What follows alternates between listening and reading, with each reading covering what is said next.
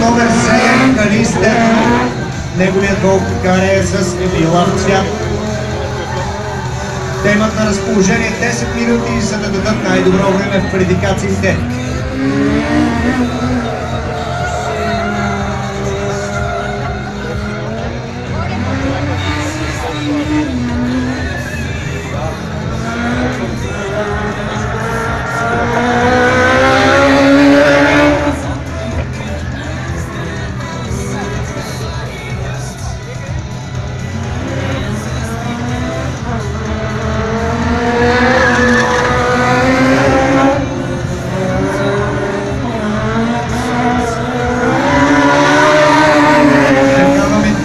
Присъедините и към фенската страница на V1 Challenge във Facebook.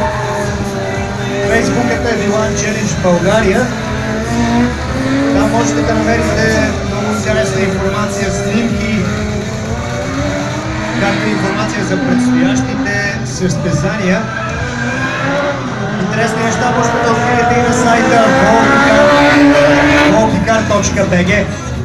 Там можете да се запишете и за участие в шампионата Video Challenge за аматьори, където ще бъдете обучени да управлявате тези автомобили.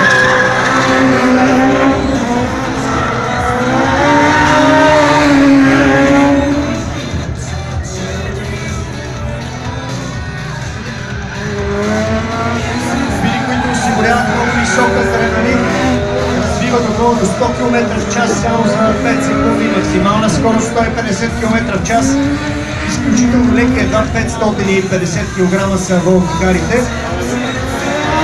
115 конски сили, 150 кубически сантиметра с външно охлаждане.